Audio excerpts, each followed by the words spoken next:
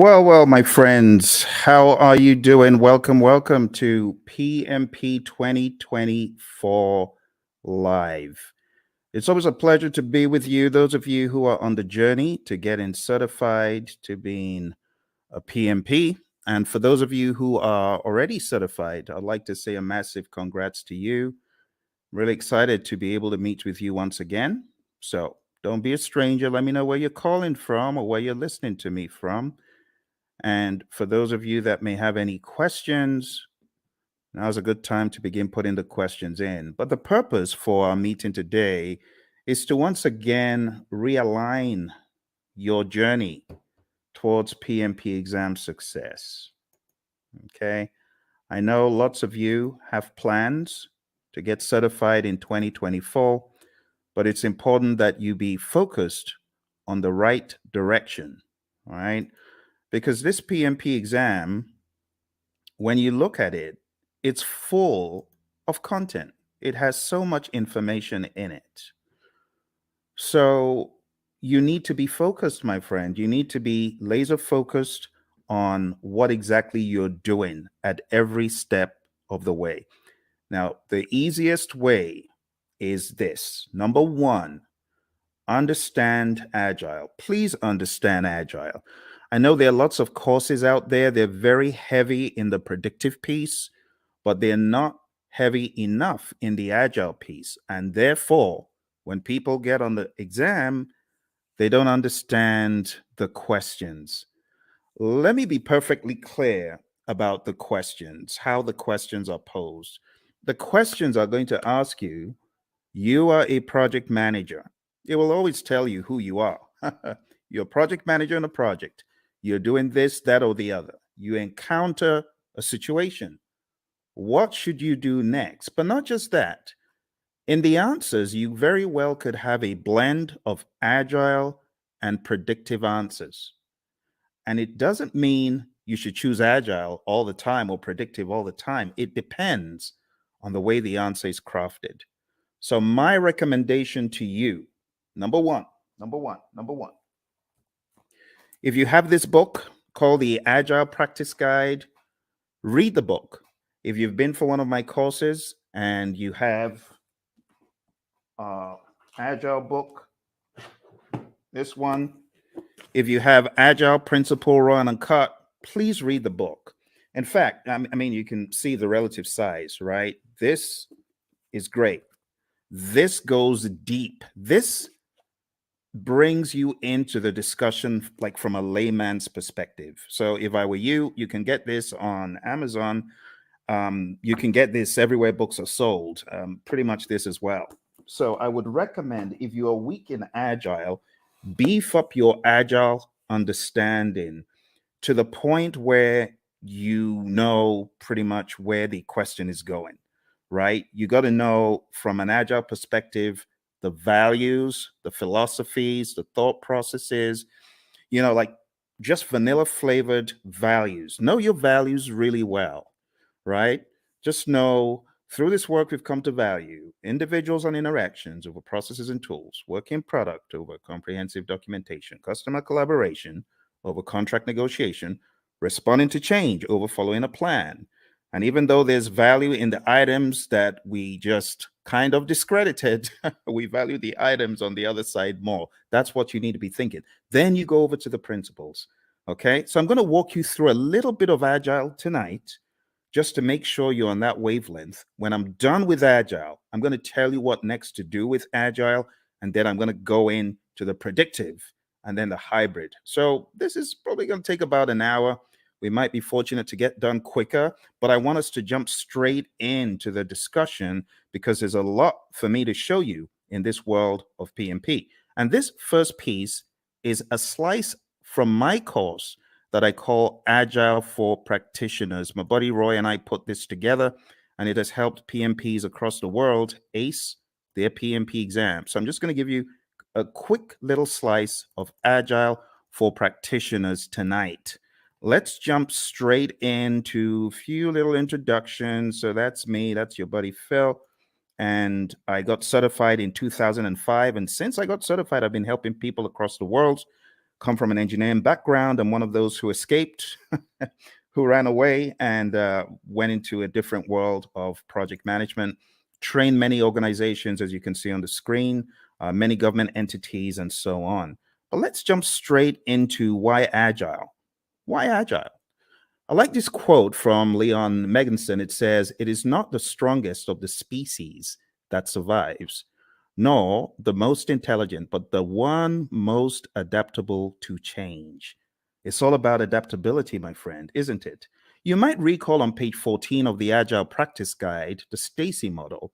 Stacy model is a great representation of different spectrums where you can be either in an agile setting or in a more simple predictive setting. The summary is you don't have to be agile in practice every single project. For example, you don't have to use Scrum on every single project. You don't have to use Kanban on every single project. Imagine a nuclear plant shutdown. You can't do that saying, we're going to do everything entirely agile. Heaven forbid.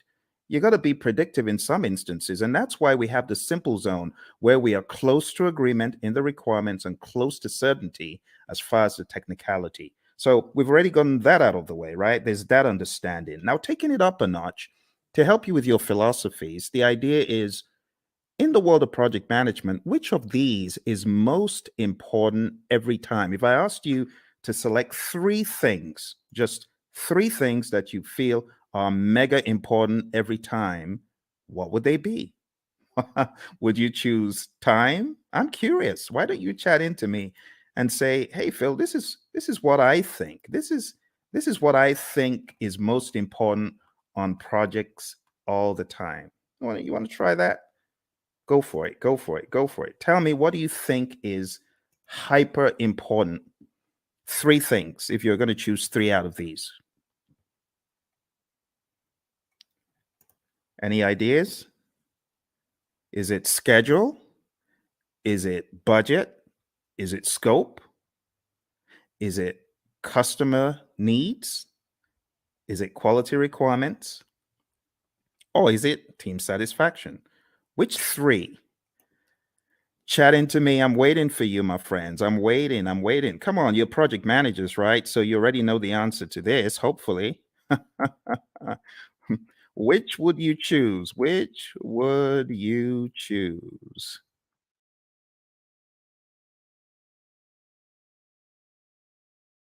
All right.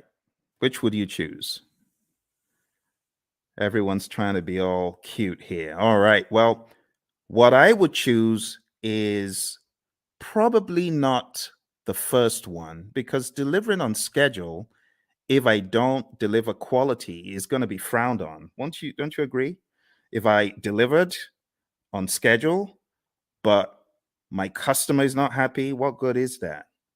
Right? What about delivering on budget? You deliver on budget, but your customer is not happy. You got issues. You see where the train is going now? So, in order to answer this question, you need to ask, what about the customer? That needs to be actually one of the first things, but it's not the first thing that you think about. You know, the very first thing you should think about? The very first thing you should think about is the restaurant analogy. Have you ever been to a restaurant and you made the mistake of being mean to the waiter and they're going back there and you're wondering, oh my goodness, I shouldn't have done that. Who knows what they're going to do to my food? Has that thought ever crossed your mind? Well, it's the same thing when it comes to the world of project management. Because if you are not satisfying your team members, the likelihood is your customer may not be satisfied because the team may not put in their best. But if your team is satisfied, and I'm not talking salary now, I'm just talking being mindful and being empathetic and ensuring that the team has what they need. You know, the Agile Manifesto talks about giving the team the environment and support they need.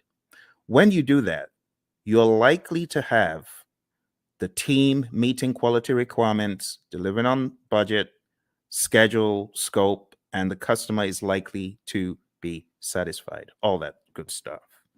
Okay, so the best answer to this, I don't know if you noticed, this said all plan scope.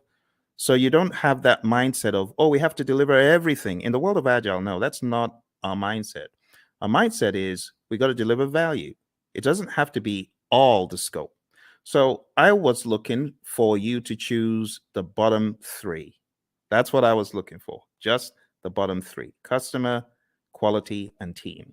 Now, moving on to the next part where we're going to go pretty quick. This is what I was talking about, right? The Agile Manifesto values, which I've already covered, and then the Agile Manifesto principles. I'll just summarize them. Number one, customer obsession. Number two, welcome changes, even late, for the customer's benefit.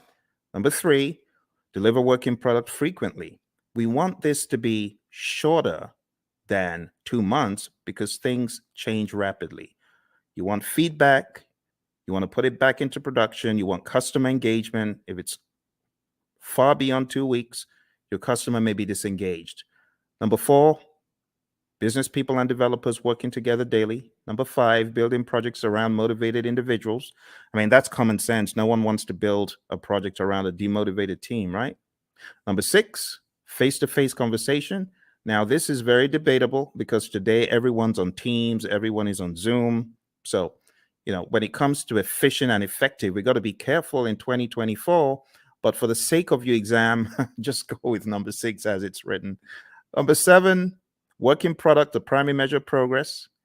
In the world of Agile, we don't do all those percent completes and statuses, right? In this world, Agile processes promote sustainable development. I call number eight, don't kill the team. The don't kill the team principle. Number nine, continuous attention to technical excellence and good design enhances agility. Number 10, keep it simple, sir. Keep it simple, sister. Number 11, the best architectures, requirements, and designs emerge from self-organizing team. Just leave the team alone. Let them do their stuff. You hired adults. You hired experts. They'll get it done better than when they were meddled with. And number 12, at regular intervals, the team reflects on how to become more effective. They tune and adjust their behavior accordingly. Doesn't always have to be the retrospective. This could be just a way of life, a day-to-day philosophy. And that's the Agile Manifesto. You do really need to know this well before you exam, okay? Now, let's go a step further. There is one more thing in the world of Agile that I like showing, and that is a difference between the predictive thinking, which is encapsulated on the screen right here. You can see in the traditional world, scope is fixed. But in the world of Agile, what happens? We flip the triangle on its head, and scope is now flexible, right? What is fixed is we have a fixed time box, that's schedule, and then we have a fixed budget, team size. So don't forget these core things about the world of Agile. Finally, before we get out of Agile, I just want to remind you, because I know a lot of people fight this one. The most popular Agile framework is Scrum, okay? If you haven't read the Scrum Guide, you should. Go to scrumguides.org, download it, read it, right? Scrum is a lightweight, easy to understand model. It's based on 3 pillars of transparency, inspection, and adaptation. This is a sequence of activities. What happens? Number one, we have a product backlog, and it's a list of all the things our customers want. Then we have an event. It's called sprint planning. Sprint planning is where we meet to decide what we're going to get done in the sprint. As a result of that meeting, we get a sprint backlog. Once we get our sprint backlog, we then have our marching orders. We are already in the sprint, technically, once we start the sprint planning event. But the next event that happens is the daily scrum. The daily scrum is something that we do every 24 hours. Don't say, oh, we do a weekly daily scrum. No, that's not a daily scrum. It has to be daily. So the daily scrum is where the team meets. They meet as a sync up meeting. It is not a status meeting. Please don't choose that on the exam when they give you the trick question that says the daily scrum is a what? Don't choose status meeting. It's not a status meeting. It's a planning meeting. It's a sync up meeting. There's a difference. So it's not status. Don't think status. We could either answer the 3 questions, and with a mature team, you don't need to pass the mic around. They know what to talk about, right? But some teams prefer to not answer the 3 questions. They prefer to walk the board or just do some other configuration, right? Some very mature teams, they may not even walk the board or answer the 3 questions. But for the sake of your exam, understand that the 3 questions is pretty staple, and then the walking the board. It's talked about in the Agile Practice Guide, okay? Then the sprint, how long is a sprint? 4 weeks or less in the world of Scrum. In the middle of the Scrum, a lot of teams these days, and I really want to call your attention to a very subtle fact regarding your exam. I'm going to have to go to that book again. And it's a good book, actually. It's not a bad book. It's the Agile Practice Guide. So let's go to the Agile Practice Guide, okay? So looking at the Agile Practice Guide, I want to point out to you that there are a number of things the PMI accentuates on page 50 forward. Okay, so you do need to read PMI's account, because in the Scrum Guide, you don't have any talk about the event called backlog refinement. In fact, in the Scrum Guide, it's looked at as everyday life for the product owner. But in the Agile Practice Guide, it is called out specifically on page 52 in the Agile Practice Guide. And it just reads, in iteration-based Agile, the product owner often works with a team to prepare some stories for the upcoming iteration during one or more sessions in the middle of the iteration, okay? So this account is about 2 paragraphs, but you don't find this in the Scrum Guide.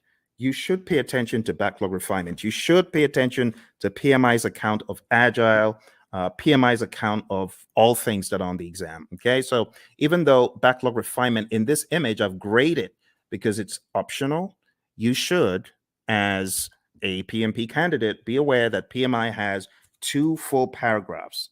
It says there is no consensus on how long the refinement should be.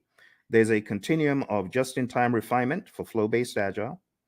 The team takes the next card off the to-do column and discusses it.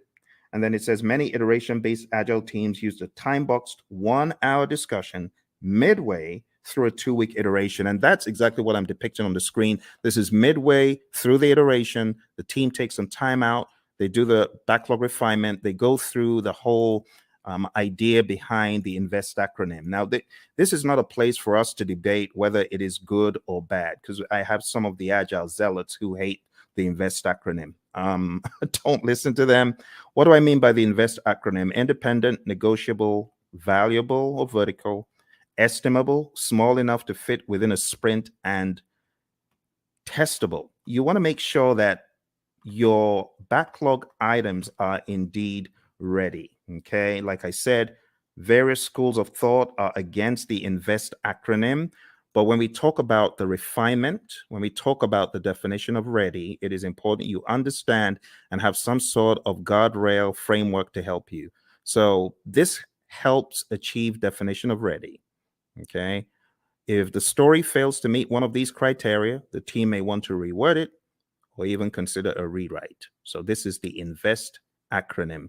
When we say a story is ready, it means ready for us to work on. And in your backlog refinement sessions, you want to work on getting your stories to a definition of ready. Okay, it's just that simple. When you get certified, you can, join the debate about whether backlog refinement should be done with the INVEST acronym, whether definition of ready is good or bad. I'm not here for all that, right? But just know for your exam, it's in the Agile Practice Guide. All right, moving on. We have the sprint review event, and this is where the customer, could be the end user involved as well, the stakeholders. This is where there is a review of what was created, the increment, right? And just be aware that the sprint review event is not a gate before you can release value, right? You can release value all through the sprint. It doesn't have to be one time. And in fact, you could get to the end of a sprint and you may not have a featured enough item, so you may not actually release. That's why we call it a potentially shippable increment. Lastly, we have the sprint retrospective event. And in the sprint retrospective, you already know this, I'm sure. This is where the team reflects, they look at what they could have done differently, what went well, what didn't go so well. It could also be a great team bonding exercise, and it's generally closed off to the Scrum team. And when I say Scrum team, I'm talking about the product owner, the Scrum master, and the developers, okay? So feel free to put any questions in there if you've got any questions for me, because I know for some of you, we have already gone through an extensive 35-hour course. You already know a lot of this stuff, but you might have forgotten some of it. For your exam, you got to understand the roles really well. The product owner role, I highly advise you to dig into PMI's Agile Practice Guide and understand their perspective of what this role does. I also advise you to look into the Scrum Guide to get a better idea of the product owner's role. I call the product owner the Chief Value Officer. Also understand what the Scrum Master does. The Scrum Master is a coach, not just a coach for the immediate team, but also a coach for the entire organization. This is someone who should be a champion in my mind for Agile and someone who should be making change on a grander scale. When you get into the nitty-gritty of your exam, you do need to know the 5 events. So the sprint, understand that in the world of Scrum, it's 4 weeks or less. Understand what sprint planning is all about. As I said, one of the things you should do before coming into sprint planning is you should have done some backlog refinement. So all your time isn't going on breaking down those huge monster epics or just realizing what exactly the customer was asking for all along. This is where the product owner needs to wear the hat of Chief Value Officer, understand what should have come next. And when you get into sprint planning, it's generally going to go a lot smoother. The daily scrum, as far as this is concerned, the 15 minutes is pretty standard. It's non-negotiable for your exam. Just know that 15 minutes is a time box. When it comes to backlog refinement, like I said, we want our stories or our requests to be sprint ready. Again, in industry, there's the debate of, well, stories aren't needed in Scrum. They're not in the Scrum Guide. Yes, but for your exam, understand what stories are. I have to say these things because the landscape of Agile is changing very rapidly. When it comes to the sprint review, it's showcasing working product to the stakeholders. It's important that we don't relegate it to just a mere demo, but we see this as a working meeting. We can use this meeting to discuss metrics, what was not done and why. Delivery team demos the working product. The customers may even test it out. Physical products. We have a client of ours who had this physical autonomous vehicle, and customers could get to actually test out such things in a demo. All right. And then the retrospective, like I said, it should be a safe space. You want to understand what worked well, what didn't work well, and you could have some items that you take back to put into the product backlog for the next sprint so that you can improve on those items. But this is not mandatory. It used to be, but it's not mandatory anymore. Okay, a few quick memory joggers. A list of some of the long list of requirements, only those to be done in a sprint. Okay, I'm going to move very quickly. So these are just joggers for your memory, right? Since it says some, it is not talking about the all-encompassing product backlog. This is just talking about the sprint backlog. What about this one? The product backlog is prioritized and owned by whom? Okay, I've already given you the answer to this earlier on. So this is talking about the Chief Value Officer, aka product owner. All right, how about this one? The first event of a sprint is what? Okay, if you were listening in the beginning, you would have gotten that it's the sprint planning event. All right, let's go to the next one. The average length of a sprint used in most firms. If you use the world of Agile philosophies in your firm, you probably know the answer to this one. All right, so the best answer to this, my friends, is not the 1 month. I said 4 weeks or less, but in industry, the sweet spot is 2 weeks. All right, let's move on to the next one. The end result of the sprint is known as what? What do you call the end result of the sprint? All right, so I've abbreviated it because I really want you to think. I really want you to be on your toes thinking about, okay, what are we talking about here? So here we're actually talking about the increment. Now, you can eliminate 1, but you're left with 3. It's definitely not the Project Management Institute. So the best answer that I would have expected you to choose is potentially shippable increment, PSI. Majorly because it may not be featured enough. All right, so PSI is the answer to that one. Okay, PSI. Okay. Next one, a daily scrum is what? What is a daily scrum? Is a daily scrum a planning meeting, a status meeting, a phase gate, or resolution meeting? Hey, Lawan. Lawan, good to see you. Lawan is one of our PMP gurus. She's already certified. And Lawan's got some other certificates, haven't you, Lawan? So very nice to see you. Nice surprise. What are you working on now that you're a PMP? Tell me what you're working on. I'd love to know. All right. So the daily scrum, Lawan said it's A, and she's correct. It's a planning meeting. We don't want to think of it as a status meeting. That will be an immediate 0. So don't do that. All right. Next one, priming the backlog and preparing it for the next sprint through discussions and reprioritization actions is what?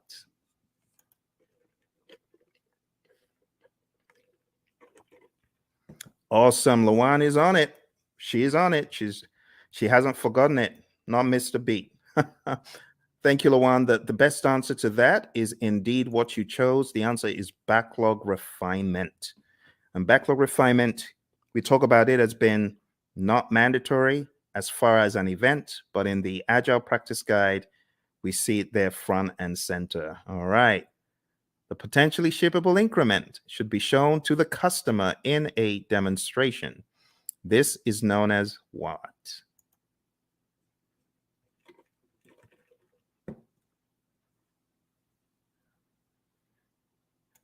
All right. So even though we call it a demonstration, it's not just that, but the best thing that we were looking for here is option C, sprint review. Now, again, just so you know, there's a lot of controversy in the world of Agile and Scrum when you call the sprint planning or sprint review or sprint retrospective a ceremony. You may get a wrist slap from some of the zealots. I don't care. Whatever. It is what it is. A lot of people call it ceremonies. A lot of people call them, other things, and that's it is what it is. Okay, Lawan. Lawan says she's working on her PSM. Awesome, Lawan.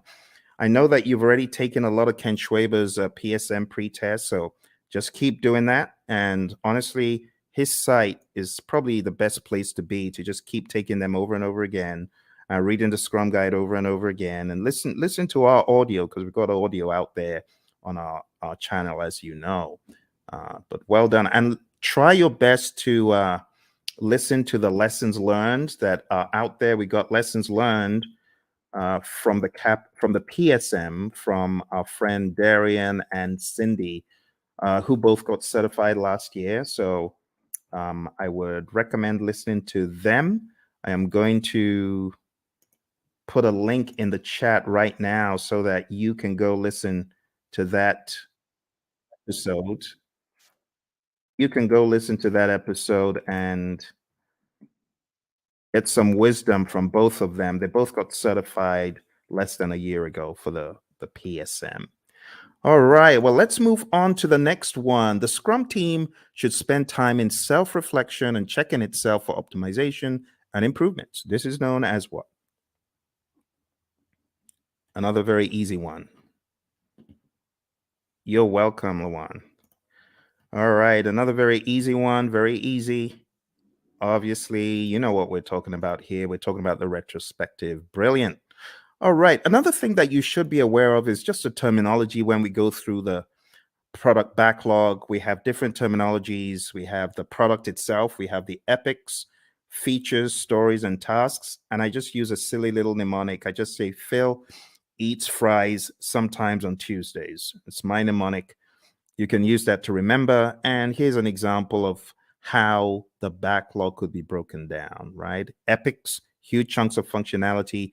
Features, a group uses stories together for release. It's a sensible way of releasing stuff, release like stories. And then we have tasks, which are not in the product backlog, by the way. At best, these would be in your sprint backlog, but you have a lot of mature teams who don't even put that level of stuff into their backlogs. So at the end of the day, you would have a breakdown that looks something like this, right?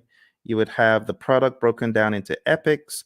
Here's an example of PBIs for a website, and I will zoom in so you can see the intricacies here. So it looks very much like a work breakdown structure, but don't get it twisted. It's not a work breakdown structure. This is a product, right? Product breakdown. It is not a work breakdown. Okay, so this is the general idea. epics, features, stories. You can see we have the core website functionality broken down into the UI, and then that broken down progressively into more levels of detail until we get to a task level. Okay, and then here you can see the UX, content and user experience, broken down into smaller pieces as well. Those would be at the feature level, and these story level, ultimately the task level. And we don't want to make this a religious thing you do in the world of Agile. It's not. It's just logic on how you break down your backlog, right? So your product backlog, you have big boulders, big chunks. Here's the general idea. When you're working on your product backlog, it's like an iceberg, right? You got this big old iceberg at the bottom. You got to break the iceberg into smaller pieces. And those smaller pieces, that's what floats up to the top. And that's what gets done. If the product owner, of course, is thinking properly, that's what should happen first. Okay. The next big difference that I want to point out is the difference between the definition of ready, which we talked about earlier. Go listen to it if you didn't. And then the definition of done. Definition of done is an agreed upon set of items that must be completed before an increment is considered complete.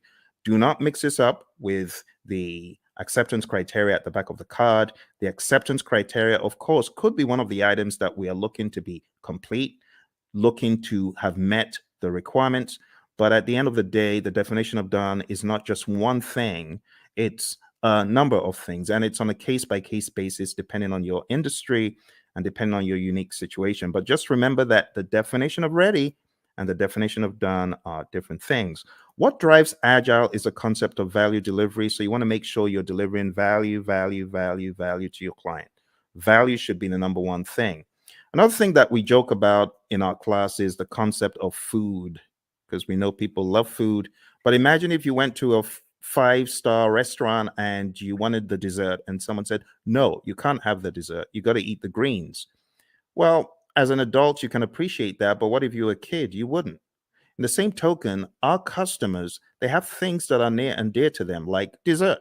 And we say, give them the value they want first. Don't withhold the value from them. Because they won't be happy if you withhold the value from them. If you gave them the value, then they understand you get them, right? You totally get them. So how do you order the backlog? The different ways of ordering the backlog, but one of the philosophies is to understand the concept of doing the big, hairy, audacious things first, right? The high risk, but high value. So always think, what is high risk? What is there a high risk and a high value on in this project? If there's a probability that you won't get a high value item done, that could be bad. So what should you do? This is just basic project management common sense. Do the riskiest stuff first. And if you do the riskiest stuff first, there's a likelihood that you will at least get them done. If you don't do the risky stuff first and you do it last and then you don't get it done and the time box is over or the number of iterations you promised is over, that's no good. So we often say high risk, high value first, low risk, high value next, low risk, low value next. And then why do you even want to do those in the top left quadrant? Why do you want to do high risk, low value? It doesn't make sense. There's so much risk in it. Low value, it could actually tank the entire project. All right. So we're not saying this is the only way to think, but we're saying start off by looking for the high value stuff and then look for the riskiest of the high value stuff. There are other instances where you could prioritize based on other items such as urgency, cost of delay, weighted shortest job first. There's so many things you could think about. So when we think about ordering the backlog, the job of the product owner is a rather interesting one because the product owner has to think so many things: revenue, demand, importance to end users, frequency of use, the risk of not having it, and so on and so forth. So as a product owner, your thinking always needs to be what is most important. Now, the product owner sometimes falls into the fire alarm trap, which is pandering to people who are shouting the loudest. That is not the way to do it. You want to use more sensible criteria like NPV, ROI, Moscow, and Kano, which are really just categorization techniques when you think about it. Weighted shortest job first could be another one, and the risk adjusted backlog, the concept of the risk adjusted backlog. So there's so many pieces that you need to master for your PMP exam, but ultimately, you're going to understand that Agile is front and center, because I cannot tell you how many people have cried, my Agile was so huge on the exam. I was not able to answer the questions quickly enough. It took me such a long time to read them and things like that. So you got to be ready. Scrum is definitely the big number one framework for the world of Agile for your exam. And then the number two framework that I would highly advise you to hone in on is Kanban. Just understanding how Kanban is structured, what it actually means when we say limit your WIP and why we say limit your WIP. Understand what a board could look like when you have the WIP limits up top there.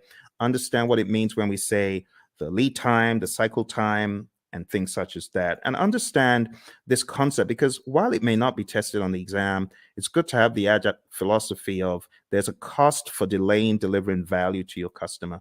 If you're not delivering value quickly enough, then your customer could tank. Your customer could fall off the radar. Your customer could go out of business. So we want you to have that mindset, okay? And last but not least, I'll just say have a mentality of the shuhari, right? Alistair Coburn brought this into the world of Agile from the world of Aikido, and it's just a great philosophy to understand. You got to go through a period of blind obedience. So I remember when the PMI Phoenix chapter brought the whole CSM bandwagon to our chapter, and I was one of the people who jumped on it. And our trainer was receiving a lot of consternation. Tom Meller was receiving a lot of consternation from the PMPs because they felt, what is this? This doesn't make sense. Why should we do this? Don't criticize our project management and things such as that. But blind obedience is best. Honestly, if you're coming into the world of Agile, just leave all your predictive stuff at the door, because I was in the world of predictive for eons, but I had to embrace, as they say in the military, embrace the suck. I had to embrace what Agile was bringing, the change in mindset. And not until I embraced it and I went fully in did I fully get it. So the blind obedience stage is really important. After the blind obedience, you get to the hard stage, consciously moving away from the rules, detaching, breaking free. And when you have done this for a period, you now understand the why, and you are just on autopilot Agile when you get to the restage. You're unconsciously finding an individual path to go beyond or transcend. So, my friends, for your exam, this is the first piece that I wanted to introduce to you because Agile is big. It's really big. Now, if you haven't already realized, your exam is going to be based on people, process, and business. And people, process, business could cut across the world of Agile, or it could also cut across the world of predictive. Yes. And that is why I should not say the 12 principles. 12 principles are important. That's in PMBOK 7. So let me just get the 12 principles out of the way for a quick second. 12 principles. Let's talk about that. So for those of you that haven't read about the 12 principles, I want you to download a PMI PDF. I'm going to try to put that PDF in the comments below. So PMI 12 principles. I'm going to share a very, very helpful PDF because it could help you. Like if your exam is tomorrow, you obviously aren't going to have time to read this book, even though it's not as big as the 6th edition, but it's still a significant effort. But maybe, just maybe you could go through the 12 principles in this PDF. So let me show you what is in this PDF. And this will be a very quick run through because the philosophies are quite important. Okay, so let me share this with you. The philosophies in the 12 principles. Let's go very quick. So you can see the 12 principles over here, right? You can see stewardship, team, stakeholders, value, and so on. Let's start from stewardship. Going all the way back to stewardship. So this just says you've got to be a diligent, respectful, and caring steward. All of those things there are extracted from the PMBOK 7th edition, and this is kind of like the most significant part of the book in my mind. So if you open up the PMBOK Guide 7th edition and you go to page 24, okay, I want to make it very clear, very clear. Okay, here, this is it. This is it. I know it looks transparent, but this is it. PMBOK 7th edition. So if you go to PMBOK Guide 7th edition and you go to page 24, it says, be a diligent, respectful, and caring steward. And that's what you see here, stewardship. Stewardship includes integrity, care, trustworthiness, and compliance. And the summary is this: act responsibly to carry out activities with integrity, care, and trustworthiness while maintaining compliance. And that's it. Let's go to the second one. Number 2, team. So if you follow me to the next one, page 28, it just says project teams are made of individuals who wield diverse skills. And the summary is create a collaborative project team environment. That's the summary. All right. Next, we go to stakeholders. And the principle about stakeholders is one of collaboration. It just says effectively engage with stakeholders. Number 4, value. I've already talked about value today, and this just espouses that same idea. Focus on value. If it's not valuable, don't do it. Continually evaluate and adjust project alignment to business objectives and intended benefits and value. Systems thinking. Always see the big picture. It says recognize, evaluate, and respond to system interactions. That's that one.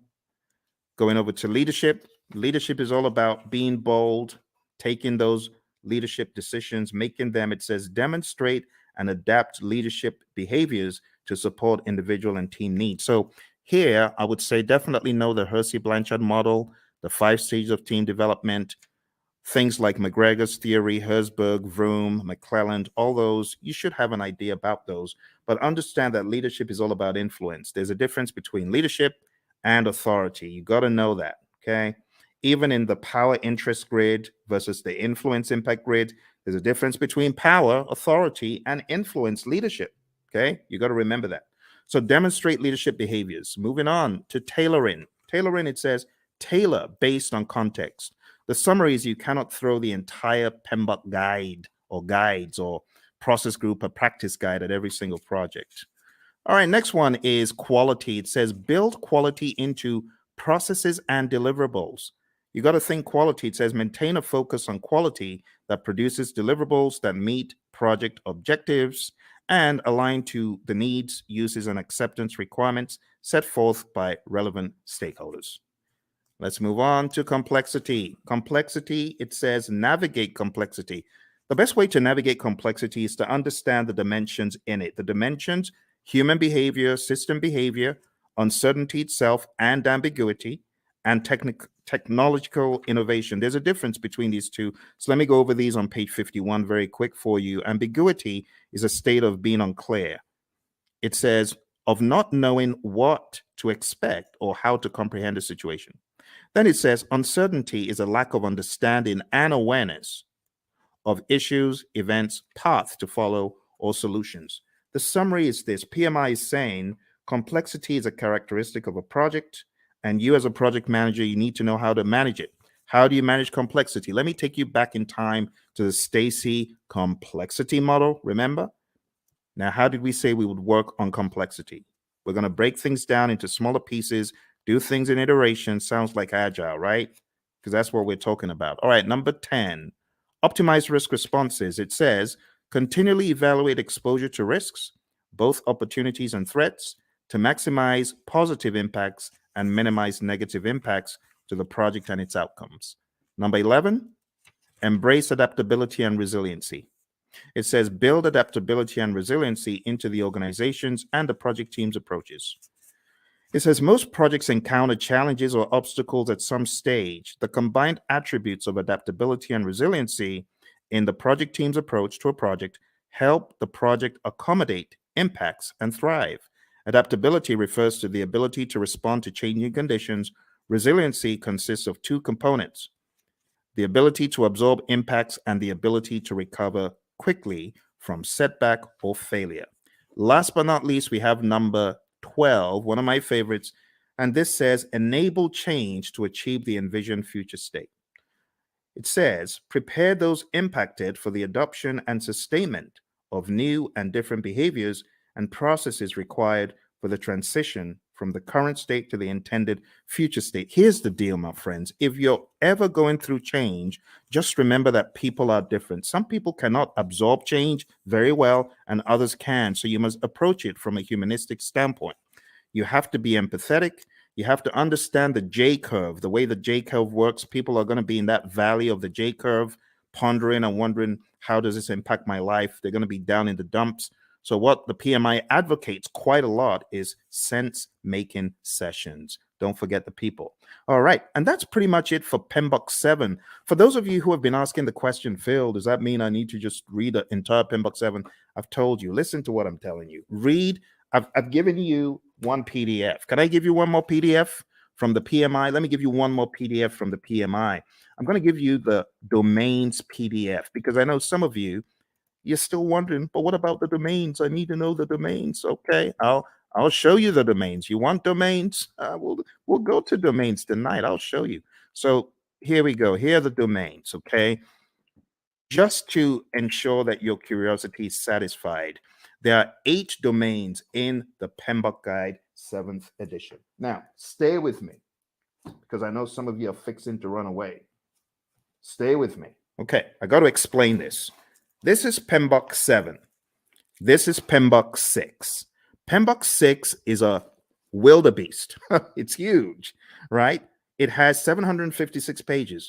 This one, on the other hand, has 300 and something pages. However, when it comes to predictive project management, this does not do a good enough job, which is why the PMI have included in their library something called Process Groups of Practice Guide. And that took from the now out of publication 6th edition, and they put together Process Groups of Practice Guide to walk people through the knowledges and process groups. Because, should I just be honest? People ain't buying the domains. People are like, we've known the process groups and knowledge areas for the past 2.5 decades. Why are you giving us? It reminds me of the Israelites. Why are you giving us this stuff to eat? Why are you giving us why are you giving us PMBOK 7 to eat? So let me show you the summary, okay? Let me show you the summary. Here is the domains, okay? I've put the domains in the chat. Now let's share the domains very quick. Now, I'm going to read for you from the PMBOK Guide 7th edition, and hopefully you will not ask me this ever again because I feel it's not a very good use of our time, but I know some of you are curious. So let's go to page 7. And another thing about this book is it has 2 sets of pages. You have page 1 in the side where you have the principles, and then you have another page 1 where you have the domains. But let's talk about the domains. Listen carefully. It says, a project performance domain is a group of related activities. That's the difference. It did not say a group of processes. You get it? A group of related activities that are critical for the effective delivery of project outcomes. Project performance domains are interactive, interrelated, and interdependent areas of focus that work in unison to achieve desired project outcomes. There are 8 project performance domains. Number 1, stakeholders. Number 2, team. Number 3, development approach and lifecycle. Number 4, planning. Number 5, project work. Number 6, delivery. Number 7, measurement. And number 8, uncertainty. Let's go through them hyper quick. Stakeholders is all about your care for your stakeholders, understanding that you need to effectively interact with them. In other words, you need to manage their engagement. The team domain is all about caring for the team, team health, and team optimization. Development approach and life cycle is all about selecting the right development approach. Is it going to be agile? Is it going to be predictive? Is it going to be incremental? Is it going to be agile? And then going down into the smaller silos, is it going to be Scrum? Is it going to be Kanban? Is it going to be TDD? Is it going to be ATDD that we use here, right? And so on and so forth.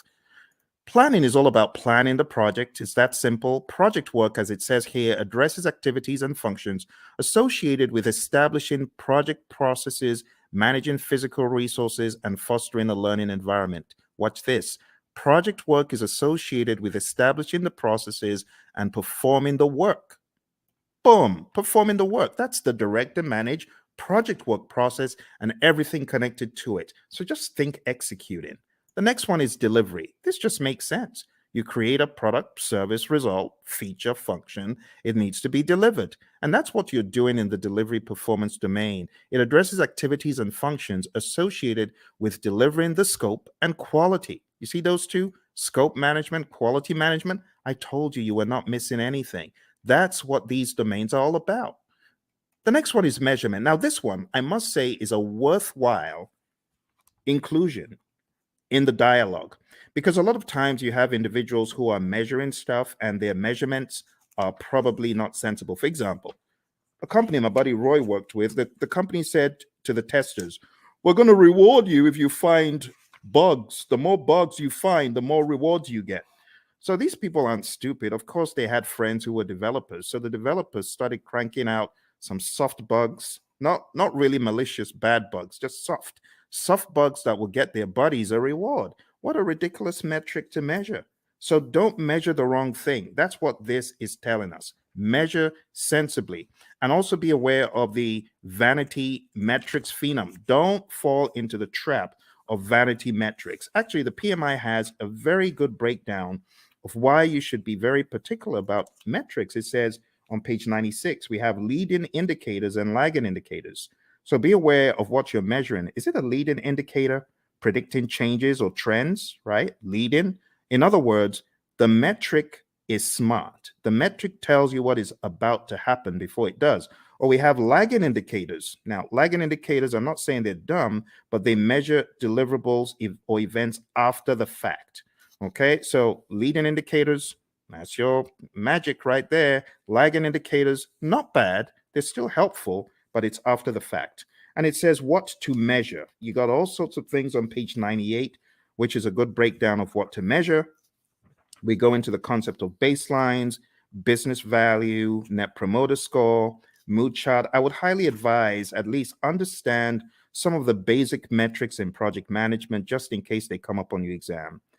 So benefit cost ratio or cost benefit ratio, MPV, net promoter score, which is a measure of how happy your stakeholder is or willing to recommend your products or services to others, mood chart, and what else? That's pretty much it. There's some very good stuff here. So if there's one of the domains that I am excited about, I think it's this one. This is definitely value to the project management narrative.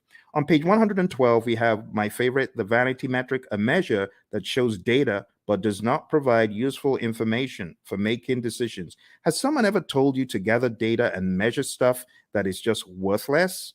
You know, for example, measuring page views of a website is not as useful as measuring the number of new viewers, because you could have had one viewer go in there 1,000 times, if you get what I mean. So just that whole idea is what we talk about in the measurement domain. Last but not least, we have the uncertainty domain.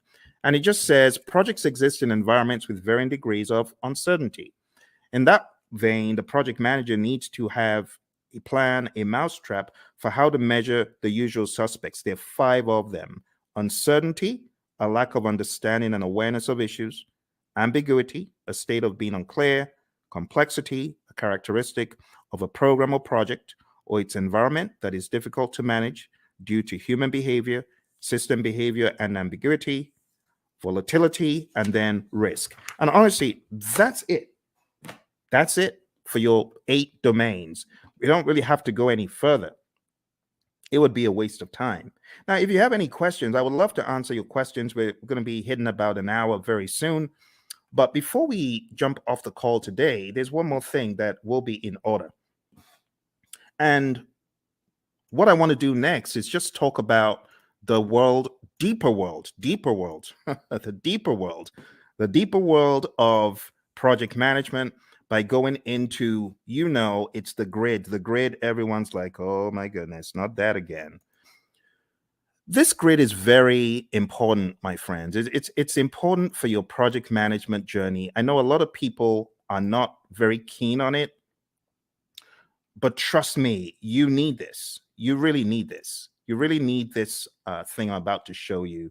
And it's the 5 process groups and the 10 knowledge areas. We have to go through it tonight. I couldn't let you escape without it. So I would like for you to get a pen and a paper. It's going to be a worthwhile experience. It's going to be good. Let's work on this together.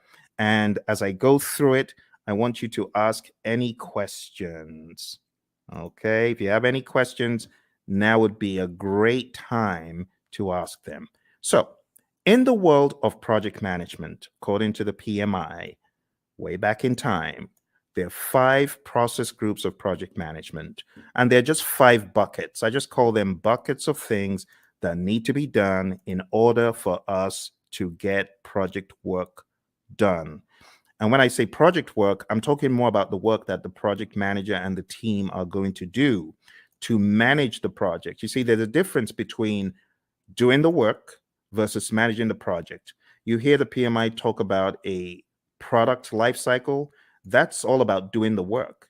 But then there's talk about a project management life cycle, which is really code for the process groups. So if you're taking this exam, what is going to help it become easy for you? I heard this again from one of our latest PMPs. Shout out to Lily, who got certified about 4 days ago. She said the same thing. This will help your exam. Highly recommend that you watch this over and over again and you work with me. I am going to be typing in all of the process names and I'm going to be explaining them to you. All right. So why don't we get started with the first area of knowledge? Because we got, I prefer extra money in cash at the top, or I prefer eating mangoes chilled. And then we've got, I saw 6 chipmunks quietly roasting coffee, reading poetry stories. Or I saw 6 Cubans quietly rolling cigars, really puffing smoke. You choose whatever one you want. As long as you remember the 10 areas of knowledge, I'm good. Moving into each one, we have the very first, which is integration. I'm going to be making them a bright yellow as I go through. Hopefully, I remember to be consistent with it. And in that way, you'll know which one we're on. Okay. So right now, we're going into integration. Let's make it a bright yellow. All right. So in integration, the very first thing that happens is the develop project charter process. And in Develop Project Charter, you are creating a document that authorizes the project. You, the project manager, could be working on this, but you don't necessarily have to, because if you've got a sponsor who is capable, they could create this by themselves. They don't need you to do it. But other times, they may ask you to do it. In fact, in a lot of companies, the project manager creates the charter, the sponsor signs off on it. So you have to understand that dynamic. All right. Next, going over to planning, the next thing you do in integration is you develop the project management plan.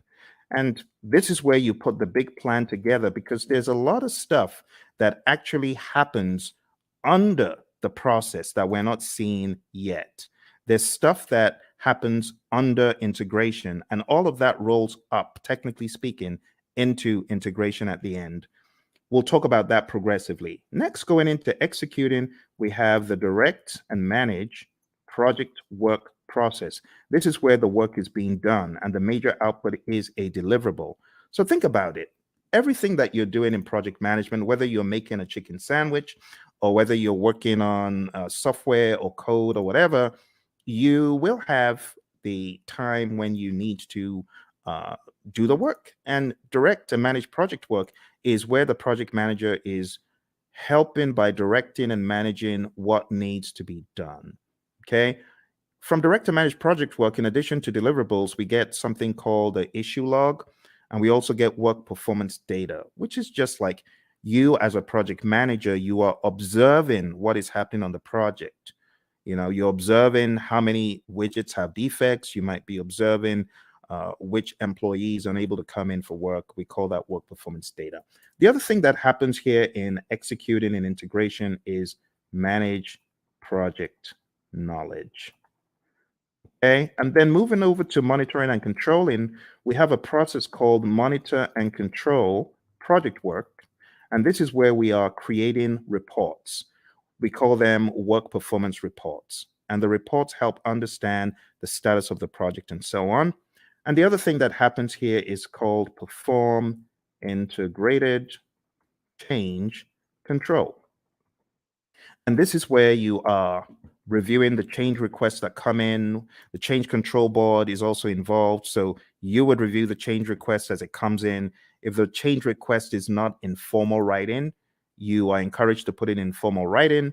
And then you review it, you do an impact analysis, and then you send that information to the change control board, and they can review the change request and decide whether it's going to be done or not. And then in closing, we have the close project or phase process. Close project or phase. And this is where you close out either a phase in the project or the project as a whole. Now, what I want to do right now is just comb through them in a little bit more depth. All right. We get a project charter from here, develop project charter over here. From develop project management plan, we get our project management plan. From direct to manage project work, we get our deliverables. From manage project knowledge, this is where we do our lessons learned. We get a lessons learned register. From monitor and control project work, we get our work performance reports. From perform integrated change control, we get our approved change requests. Remember, we could also say the change log is technically an output from here. But remember, your exam is not based on all these inputs, outputs, and stuff. They just help you understand the flow. It is important for you to understand the flow, my friends. And then we have close project or phase. So closing out the project or a phase in the project. This is where we have a final product, service, or result transition as an output. We also have a final report as an output. Okay. Now, these are not just random words that I made up. These are indeed things in the PMBOK Guide 6th edition and things that are helpful for you to know as you traverse the landscape of project management as you prepare for your exam. Okay. All right. I hope that makes sense. Do send in any questions if you have questions. So that's the first knowledge area. Now, everything that happens under integration, you got to look at it like this. Look at it like this. All this stuff under rolls up. All the stuff under rolls up, technically speaking. Now here, I know we only have one process here, but technically speaking, what you have in identifying the stakeholders, you want to make sure the stakeholders buy into the charter. All the stuff you have here in planning is going to add up to your project management plan. All the stuff you do in executing is pretty much governed, talking about governance from an integrative standpoint. Everything you do in monitoring and controlling is governed up here because all you're checking to see if you're going according to plan in all the knowledge areas is governed at a higher level in monitor and control project work. And close project or phase, it just has that. Okay. And that's the general high level idea. Now we're going to be going crazily quick. So I'm going to put the responsibility in your court to tell me to slow down or stop because I'm just going to go pedal to metal from here. Okay. All right. So draw along, follow along. It will be a good exercise. Going into planning, we have plan, scope, management as a process where we decide how to manage scope. Then we have collect requirements, where we are collecting all the requirements, functional requirements, business requirements, and so on. Then we have the define scope process, where we create the project scope statement, which has all the inclusions, exclusions, detailed deliverable description, and so on. Then we have create WBS, which is where we create the work breakdown structure. Then we jump across to the monitoring and controlling process group. And here we have two things. We have validate scope. This is where your customer checks the product, service, or result. And then we have control scope. And this is where you, as a great project manager, you're controlling the scope, making sure people aren't adding extras. Okay, good. Let's move into schedule management. In schedule management, the first thing that we have here is plan schedule management. Plan schedule management is where you create a plan for how to develop and manage the schedule. Then we have define activities, where we list out the activities that need to be done. Sequence activities, where we put the activities in order of occurrence. And estimate activity durations, where we decide how long each activity will take. And then we have develop schedule, which takes everything into account. And voila, we have our final schedule, right? We also from here have our schedule baseline. Just to make sure you understand the difference, There's a difference between having a project schedule, which is a living, breathing schedule that you update just sensibly as a project manager, versus the schedule baseline, which is a particular version of the schedule etched in stone. So there is a difference between the schedule baseline and the project schedule, and it helps to know that. Last but not least, on the other end of the spectrum, we have control schedule, and this is where we ensure that our schedule is going according to plan. Okay? Be sure to ask any questions. If you have questions, I will be moving a lot quicker from here. Going into scope, we have three things we do. Three things in planning and one in the monitoring and controlling section. Here we plan cost management, and that's where we plan how to manage cost. Then we estimate costs. We estimate the cost for each line item, each task. Then we have determine budget. And this is where we roll all the task costs to a final total amount. And then lastly, here we have control costs. And this is where earned value lives. Now, when I say where earned value lives, this is where we use the earned value metrics. The earned value metrics could help us see trends where we're likely to end up, or previous performance across schedule and cost and even scope. Just remember for your exam, you need to remember SPI, CPI, CV, and SV. You need to remember that they all start with EV. They all start with earned value, right? That's an easy way of remembering. If it's a variance, what do? You subtract. If it's an index, what do? You divide. So that's another quick tip. And then if it's schedule, then if it's schedule performance index, plan value is the other thing. If it's schedule variance, plan value is the other variable. If it's cost related, actual cost is the other variable for cost performance index and cost variance. Okay, so let's zoom into that for the sake of those who may have forgotten. The big thing for your exam is really knowing what does SPI mean if it's 0.4, or what does CPI mean if it's 0.4. Anything less than 1 is bad for the indices, right? Greater than 1 means you're doing better than projected. Anything less than 1 is bad. Equal to 0 means you're equal to 1, I beg your pardon, for the indices means you're right on target. For the variances, if it's 0, it means you're on target. So if you have a 0 variance, that's good. If you have a negative variance, that's bad. If it's greater than 0, like if you have even a $5 cost variance or schedule variance, that means you are actually better than planned. Okay, so those could help you in your recall for the exam. I'm going to put them over here. I'm going to make them a little bit smaller because they're not really a process. It's just something to remember. All right, let's go over to quality. So in quality, we have plan, quality management,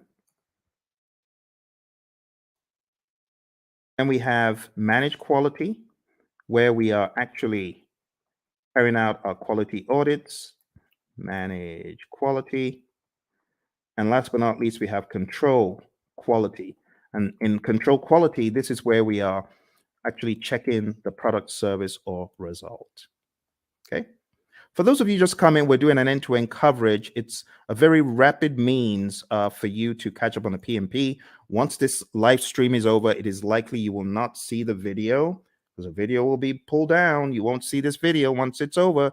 So if you know you're not able to stay, unfortunately, you will not see this video afterwards. All right, let's come out. Let's go back in. All right. There we have it. So we've got plan quality management, manage quality, and control quality.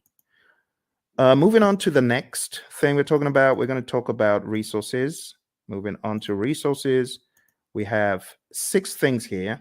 We have plan resource management. We have estimate, activity, resources. And those two happen in planning. In executing, as far as resources concerned, we have acquire resources, we have develop team, and then we have manage team. And what are the differences? In develop team, this is where our team goes for team building, They get trained, they get educated in project affairs if they need to, or technical things. And then in managed team, this is where we give the team feedback. And last but not least, here we have control resources. All right. If there are any questions whatsoever about what you get out of the processes, please ask. I know I'm going pretty quick because I have so many videos about this stuff on the channel that I'm expecting that you might have maybe even already gone through some of those. Okay, let's go on to the next one. Next one is communications. And in the communications knowledge area, you're going to do three things. You're going to plan communications management. You are going to manage communications. In other words, you're going to communicate. This is where you're going to distribute information to people. This is where you could have reporting done in meetings. And last but not least, we have monitor communications. Okay. Again, I want to encourage you, if you haven't mastered this, this is important for your PMP exam. I know some people feel, oh, this is old stuff. Trust me when I tell you, I cannot count how many people I've heard from that this helped them put the big map together. So I really want to stress, if you haven't mastered this, please spend some time in doing so. Okay. All right. Let's make these a little bit smaller because we got a really big one coming up. We got risk. Risk is a significant beast. It's very, very big. So let's go on to risk. And risk starts off, as usual, with plan risk management. This is where we create a plan for how to manage risk. Then we identify the risks. Then we perform a qualitative risk analysis. Think about it like a high, medium, low, or on a scale, numbers that generally don't equate to the same thing from project to project, but they help us in the prioritization of the risks, as far as which risks are we going to go after, which ones are we going to leave alone, so on and so forth. All right, moving on. We have perform quantitative risk analysis. And this is where we analyze the risks from a numeric standpoint that is also dollar related or something quantitative like weeks. You could analyze from a schedule perspective, how many weeks, how many days, and that's an absolute. That is not qualitative. Or how much money is going to be the result of this risk as far as contingencies are concerned. This is where you're getting really into some hardcore amounts.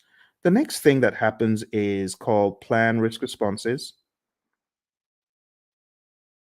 And then we jump across to executing, and then we implement those responses. Okay, and last but not least, we have monitor risks.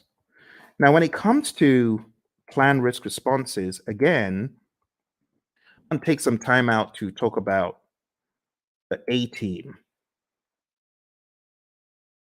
not Mr. T and the A team, but avoid, transfer, escalate, accept, and mitigate. Okay, so these five are your approaches for negative risk or threats. We also have another five for positive risk or opportunities, and I'm just going to put them here sneakily. I know it shouldn't be there, but I'm going to put them there because I want to share them with you. I call it EASEE, easy, right? Easy. It just stands for exploit, accept, share, escalate, and enhance. You got to know these really well. Look on the channel because I have videos. Avoid. Let me just blow this up a little bit so that you can see it a little clearer. Okay, let's blow that up. Okay, so avoid, and feel free to take screenshots. That's fine if you want to take screenshots, right? So avoid is avoiding the risk altogether, 100%. The risk doesn't happen or it doesn't impact at all. Transfer is transferring to a third party. Escalating is elevating the risk to either your boss because it's beyond your power or your authority, or you could escalate because it's affecting other parts of the organization. Accept is doing nothing. We have passive and active accept, and mitigate is reducing the probability or impact. On the side of the easy, which really should be here, but I'm just making this quick. The easy is for the positive risk. So you could exploit a risk that's 100%. That positive risk is going to happen, right? That's what we mean by exploit. 100% will happen. Accept is doing nothing. We have passive and active accept again. Sharing, again, same strategy as I said for transfer. You involve a third party. It could be a special purpose company. It could be a sister organization that you share the positive risk with. Escalate, again, escalating it to a higher power because it's beyond your project or because it's beyond your power. And then enhance is really just increasing the probability or the impact of the positive risk. All right, so that's risk, my friends. We are going pretty quick here, and we are going to be done before you know it. Let me go back and share the last pieces of information because we have just 2 more knowledge areas. Aren't you amazed at how quick that has gone? You know, in some courses, the entire 1 week is spent on that. They spent 5 days taking you through what I'm showing you in minutes. That's why you need to come to my course. Come to my course. I'll do a lot of time optimization for you. You want to join my course, go to hpmexam.com or go to tinyurl.com/elite PMP, or tinyurl.com/elite CAPM. I'm going to put those links in the chat because I know some of you are like, how do I join your program, Phil? Well, you just need to go to Elite PMP. You can start studying with me tonight, like right away. You can start studying with me right now, because if you sign up there, you'll be able to join immediately. It's on Udemy, and costs 24 hours a day. You just decide when you want to join. And if you're getting ready for the CAPM exam and you're wondering how to get certified, you can join me on the Elite CAPM program as well. I'm going to put that in the link. Do that. Put that in the chat. So go to Elite CAPM if you're keen on study with me for the CAPM exam, and then if you want to be on my full-blown training for project managers, not only to get them PMP certified, but also to elevate them to the next level after PMP. In other words, showing you how to succeed. You can just jump into my program, which is called hpmexam.com PMP exam immersion. Let me put that in the chat as well for those of you who are curious, because I know some of you are feeling the training right now. You're like, my goodness, I just spent $2,000. I spent 10 times more. I got 10 times less in a different program. If that's you, I want you to smash that like button. Tell me if that's you. I want you to hit like. I want you to subscribe to the channel, and I actually need you to share it with your friends. Okay, that's what I need you to do. So if you want to study with me, do that. And if you're like, Phil, I ain't got a dime. I'm just trying to get by. Hey, that used to be me. That used to be me back in 05. I didn't have a dime. And that's why I've got you covered. I've got a free 30-hour program right here on YouTube. For those of you who are on YouTube, those of you who are on the other platforms, thank you for joining me from the other platforms. I see you. I see all of you across the platforms. So if that's you and you're like, Phil, I ain't got a dime, I got you covered. I'm going to put a link in the chat, and this is to my 30-hour free program, totally free. All you need to do is go on to pmp.pmradio.org, and I've got over 30 hours of free video. Free, totally free. No catch. The only thing I ask, though, if you really want to support the channel, because I know some of you you gained so much from the channel. Just go get the book, PMP Exam Immersion, right? The PMP Exam Immersion book, I'm going to show you tonight how to put everything together in context. And if you wanted to get this book, like download the book right away, you can. This book has the deep secrets to your PMP success because it puts everything together. It puts agile, predictive, hybrid, it weaves it all together. It's called PMP Exam Immersion, the book. So I know I have the course, but this is the book. And if you get the book on the link that I just shared, you'll actually be able to download a workbook. And the workbook has 100 of these crazy, what should a project manager do next kind of questions. So whatever the case, whether you can afford it or not, I got you covered. For those of you who say, Phil, I'm just, trying to survive here. That used to be me. So I got you covered. Don't worry. Just go to pm.pmradio.org, and you're gonna be extremely delighted when you see what I have in store for you guys and girls. Okay. So let's jump into the final piece of our journey today, which is going over the last two. I'm going to make the others very small, just so that everything can fit on the screen. Okay. Some of these processes, they occupy a lot of space.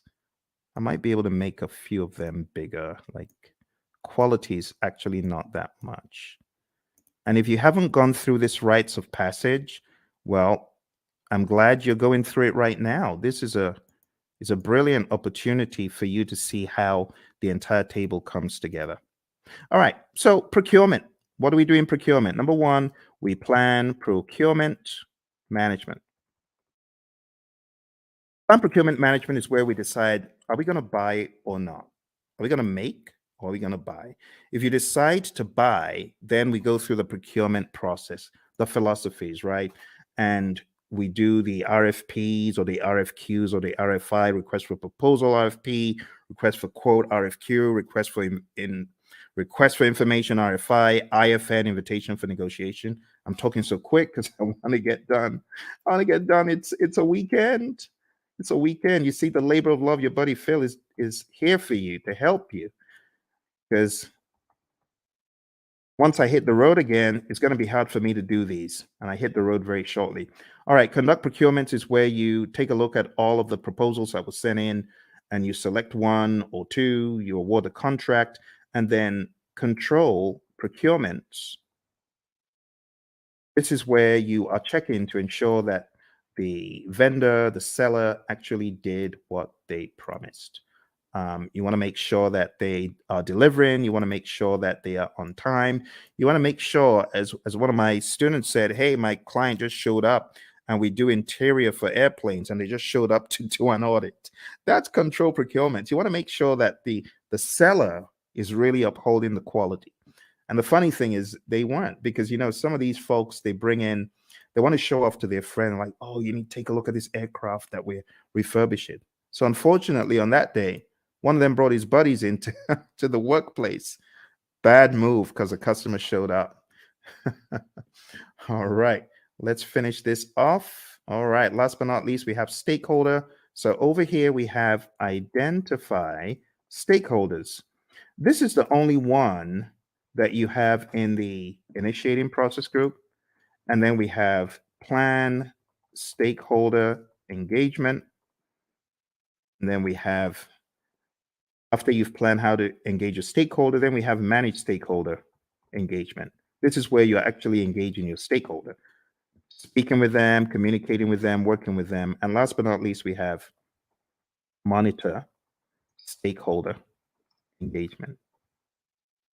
Okay. And my friends, that's it.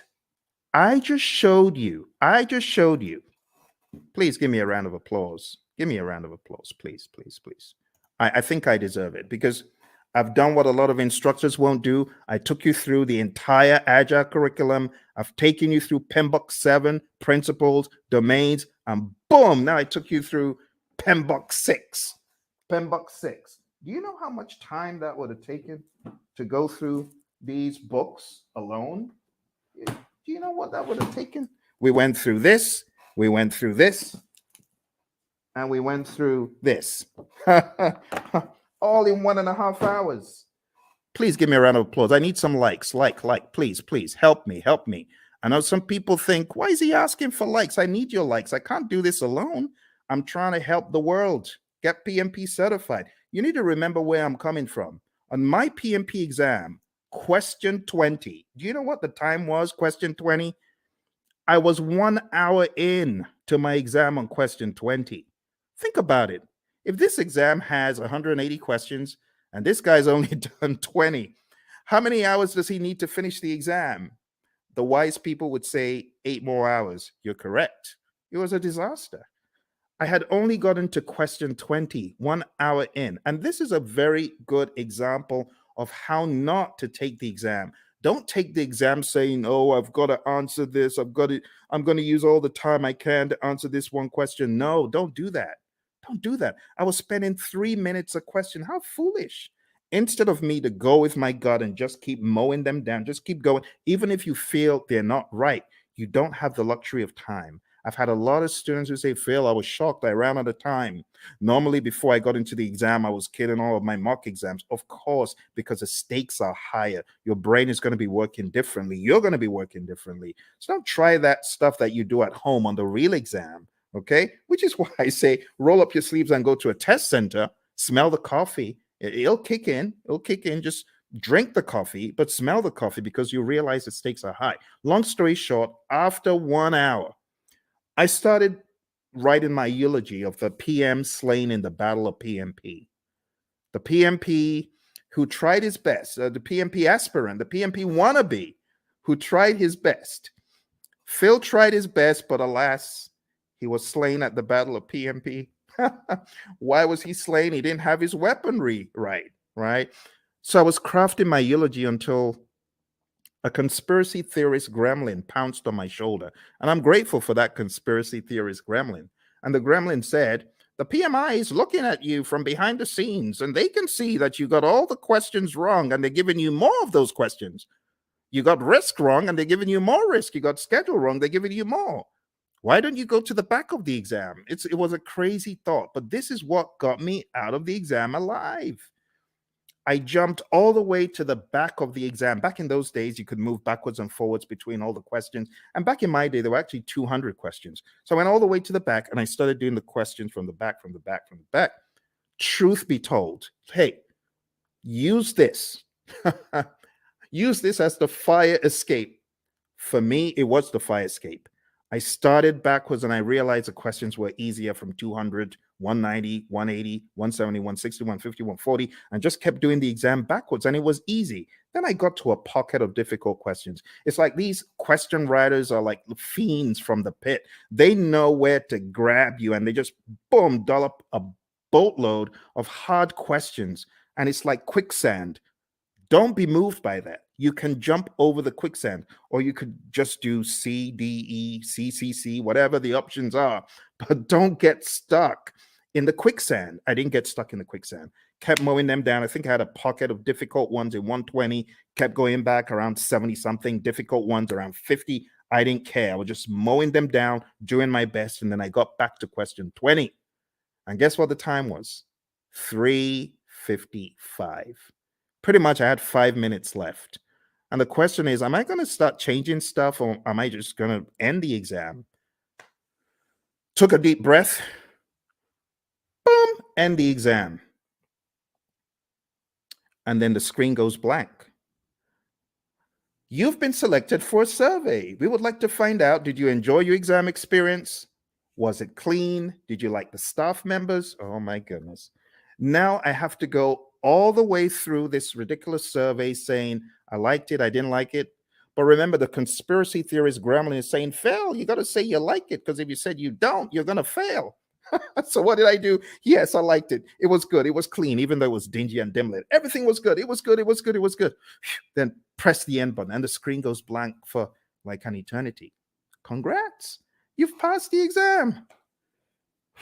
Talk about being chased by, you watch those TikTok videos of crazy bear out of somewhere in Colorado, those bears.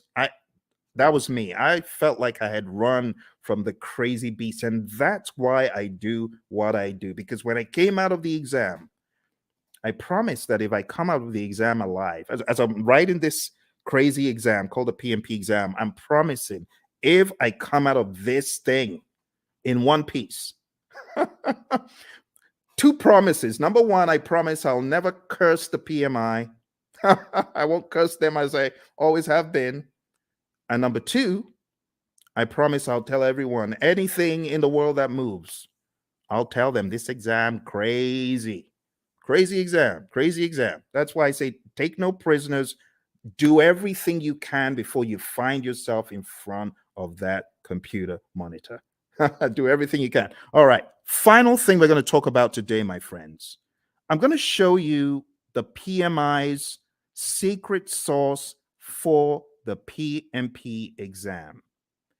They have a secret sauce for the exam, and that secret sauce is encapsulated in a document. And the document is simply called PMP Exam Content Outline. I'm going to put that in the link so that you can download it and read it. I'm showing you where all the treasure is buried tonight, my friends.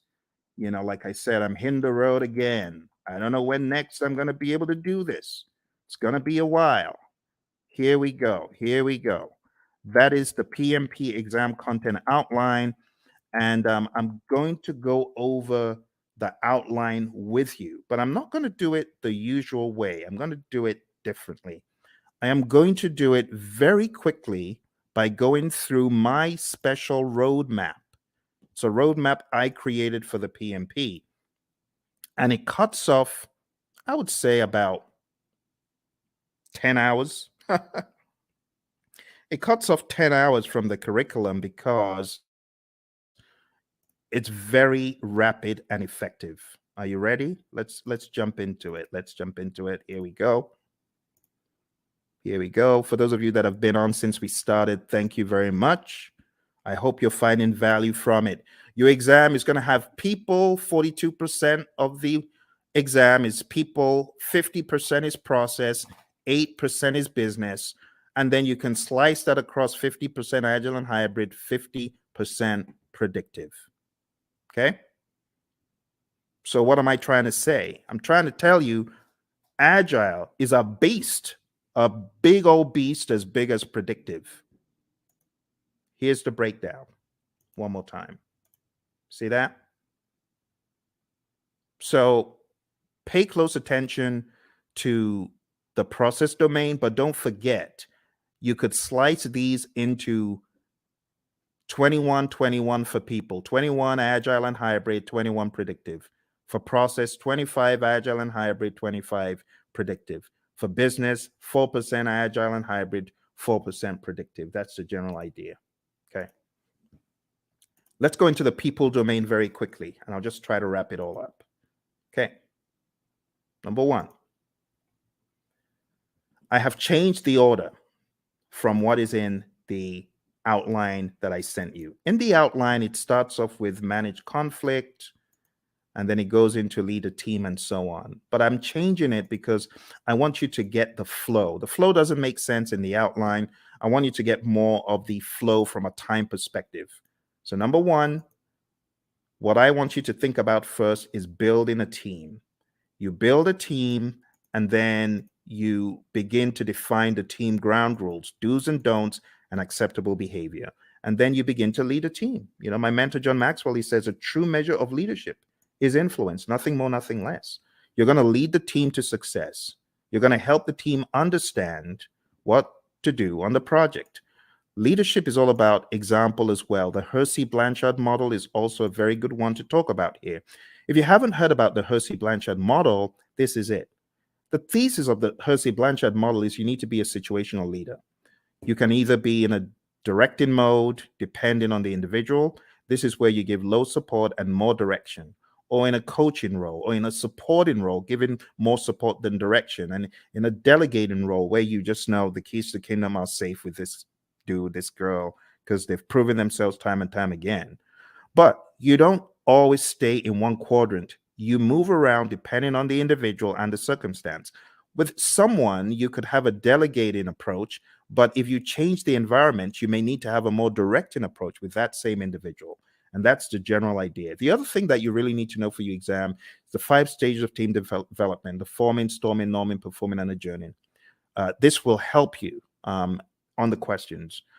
There's also subtle lingo used. So when it comes to forming, the team members are independent. When it comes to performing, the team members are interdependent. So you got to understand PMI's lingo when it comes to these. I would say it's worth checking how they discuss the 5 stages of team development, or Tuckman's ladder, Bruce Tuckman's ladder.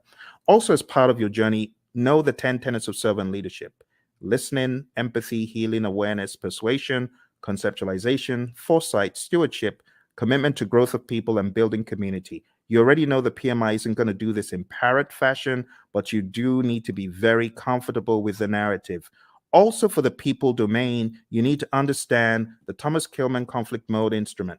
There's no image of this in the PMBOK guides, any publications from PMI, but you need to realize that you could be somewhere in the middle as far as your approach to conflict, or you could be very forceful to get your way, or you could be in a collaborate or problem solve mode, which means you're assertive about your needs and the other person's needs. You could be in the avoid or withdraw mode, or you could be in the accommodate or smooth mode. The accommodate or smooth means you're more focused on the person's needs than yours. Avoid or withdraw means you don't care about yours or the other person's needs. You just want to escape. And that's okay. But avoid or withdraw is not the end. You could be back. You could be back with some additional backup. It depends. Okay. So there they are again. The Thomas Kilmann conflict mode instrument, PMBOK 6, page 349. If you're in PMBOK 7, it's talked about differently. It's kind of wonky because it kind of went off something else instead of sticking to the Thomas Kilmann conflict mode instrument itself. This is what I would recommend, though, for your exam prep. Okay. So going back, we've talked about 6, 12, and 2. The other things you need to know for your exam: definitely understand how you as a leader should build shared understanding. Then we go to task 5, ensuring team members and stakeholders are adequately trained, which is a no-brainer. Number 13, mentoring relevant stakeholders. Whether you're the scrum master or the project manager, you should mentor. Empower team members and stakeholders. Manage conflict. This is where the whole conflict dialogue now comes in. Number 11, engage and support virtual teams. Understand the concept of the fishbowl window. Number 9, collaborating with stakeholders. Number 7, addressing and removing impediments, obstacles, and blockers. Number 3, supporting team performance through the application of emotional intelligence. Number 14, I beg your pardon, promoting team performance through the application of EI. And number 8, negotiating project agreements. Now, 3 and 14 are very close. Supporting team performance and promoting team performance, they're very similar. Supporting the team means you're there for them, you big them up in a meeting, you don't throw them under the bus. Promoting team performance through the application of EI is different. This means you are emotionally intelligent. Emotional intelligence means you're able to control your emotions, bridle your emotions, and you're also able to influence the emotions of others. And that's the people domain very succinctly. Okay. As easy as ABC. But don't forget, in the document I sent you, every one of these is broken down into smaller enablers. I would recommend going through the PDF that I put in the chat. That will help get you to excellence in this.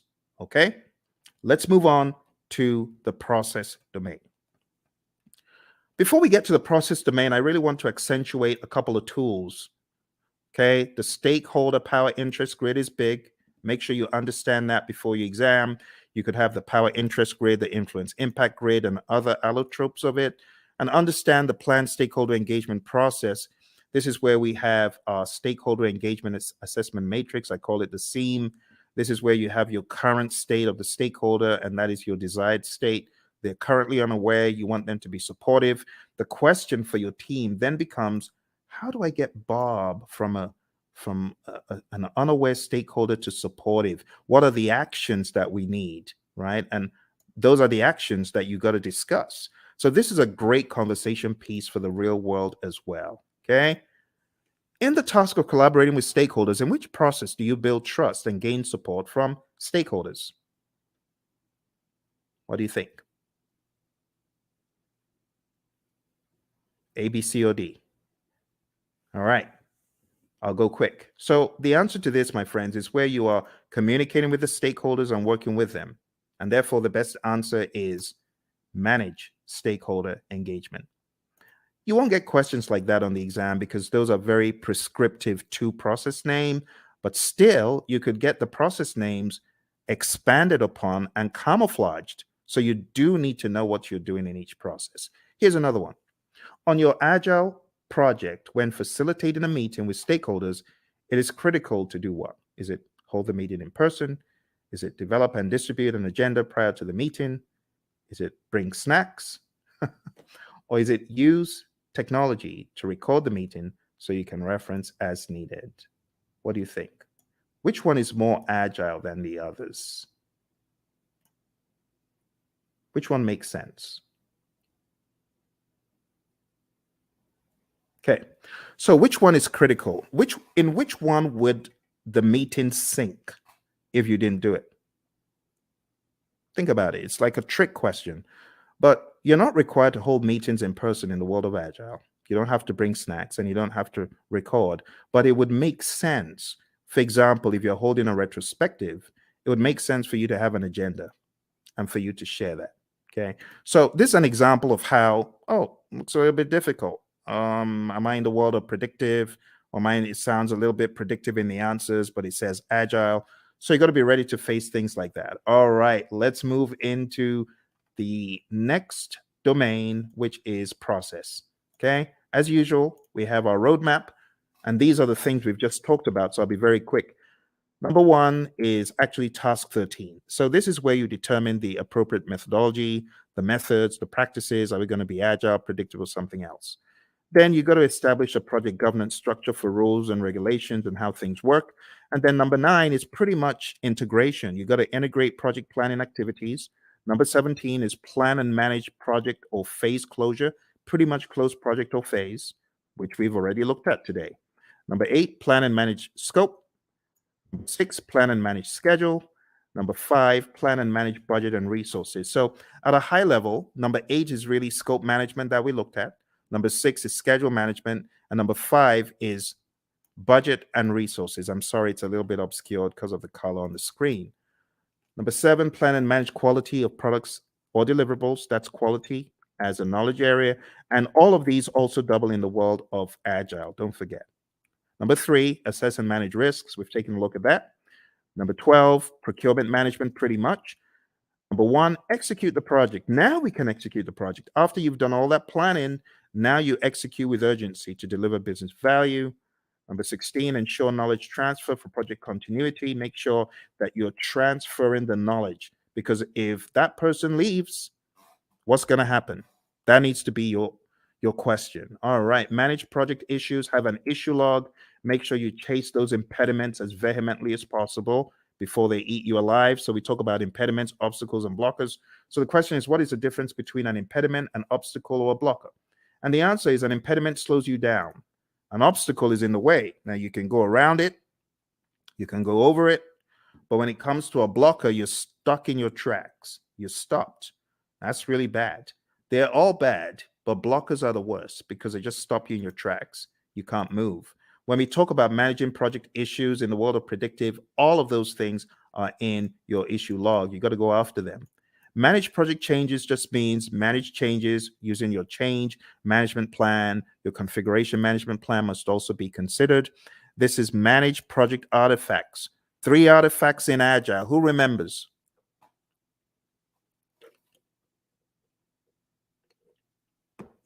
I'm getting some crickets. 3 artifacts we talked about. Does anyone remember?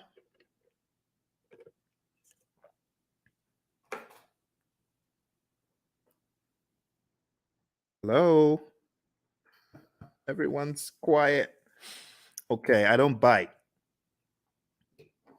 All right, so the artifacts I was looking for from the world of Agile is your product backlog, your sprint backlog, and your increment or PSI. In the world of predictive, I was expecting the baselines and the plans pretty much. They're possible artifacts. We could also say our burn charts are artifacts from the world of Agile and things such as that. There are other things we could include. All right, managed communications is the next one. Pretty much managed communications, the communication knowledge area, and then engage stakeholders pretty much the stakeholder management knowledge area that we've taken a look at. Okay. Don't forget, there's some really important stuff in the Agile Practice Guide as far as the incremental agile predictive iterative mantra, knowing when one is better than the other. So if there's a low degree of change, but there's a high frequency of delivery, it's incremental, stuff like that. This image is going to help you master. Again, know your Scrum, know your Scrum, know your Scrum inside out. Read the Scrum Guide. Make sure you go to scrumguides.org. As I recommended earlier, read it, go through it, go to Ken Schwaber's website, scrum.org, and make sure you take some of his Scrum basic assessments. They will really help you get very firm in Scrum. And don't forget the PMI's Agile Practice Guide, page 18, table 3-1. This is a table that you do, in my mind, absolutely need to know before your exam. And when it comes to the world of risk, just understand that risk can be positive or negative. Like in this image, we have, okay, the mouse gets the cheese. Well, that's a positive risk. Or the trap gets the mouse. Okay, it's a negative risk. But from whose perspective? From the perspective of the mouse. But what if we're talking about the homeowner? From the homeowner's perspective, what if the mouse gets the cheese? That's negative. So you always have to put on your perspective hat. Speaking of hat, the mouse is wearing a hat. So what strategy has the mouse adopted from this? Well, the answer would be mitigate. The mouse is trying to mitigate. Okay.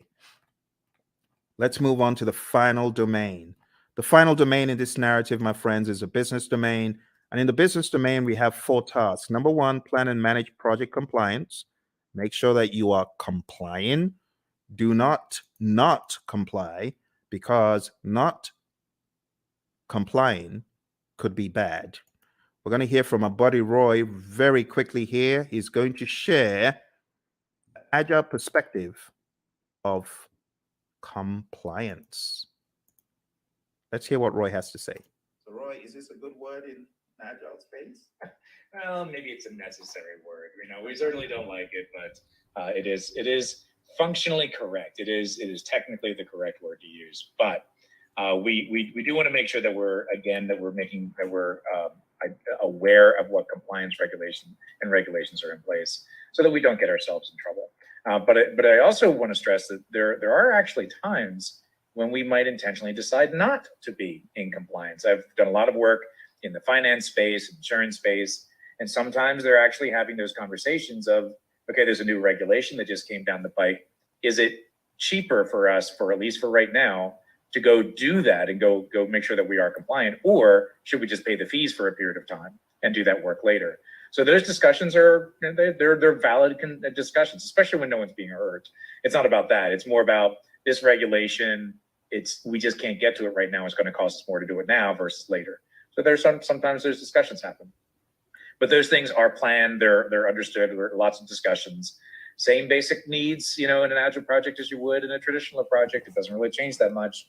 But again, the difference is how we do it. We make sure that the teams are very aware of the compliance and regulatory needs, and that they understand them very clearly, so that we don't necessarily have to do reviews to identify compliance. We are encouraging the teams to be compliant always. That's a big difference. All right, good words from our buddy Roy. And like I said, if you want more of Roy and I's training coaching, going down to hpmexam.com, we have tens and tens of hours of both of us going back and forth talking about this stuff over and over again.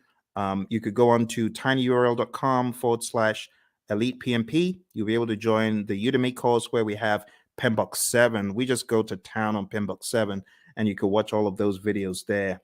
All right, moving on. Let's go back, and we're talking about business domain. Next thing is evaluate and deliver project benefits and value. So in the world of the PMI, they've become hypersensitive to the concept of benefits and value and outcome. It's no longer just about deliverable. Moving on to task 3, evaluate and address the external business environment changes for impact on scope. This is what a good product owner should be doing. A good product owner should always be scanning the boundaries and saying, what has changed in the environment? How does that affect our project? That needs to be the question. All right. as usual, I want to hear from my buddy Roy about environmental impacts. He always has such great wisdom to share. So let's listen to what my buddy Roy has to share. I hope the sound is coming across properly. It's a little bit different from Zoom's, this mechanism I'm using. So do let me know if you're able to hear the sound of Roy's voice. Let's listen. I'm glad to talk about the backlog. That's a very positive change. Obviously, observing and monitoring and all that sort of thing is really not that much different than you would do. That's a business thing. Your product management community, if you have one, they would be doing these sorts of things. And that part doesn't change. The part that does change, though, is that we're able to make those changes a lot faster.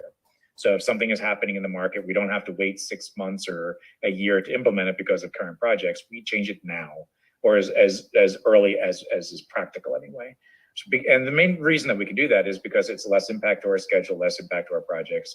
We can make those changes a lot faster with significantly less impact to our project. All right, back to you, Phil. All right, awesome stuff from our buddy Roy. So now you understand the concept of the environmental changes and their impact on scope. We've got one more, and we're going to be done for the night. We're going to be done. So here's your last chance. Type in any questions you have. I'm sorry if you are typing in questions and I'm not seeing them. This is a different platform, so even though it's live, I am unable to see if you have chatted in anything. It's not coming through. You might want to go to LinkedIn and try, because a few moments ago, Lawan was chatting in and it did work for her on LinkedIn.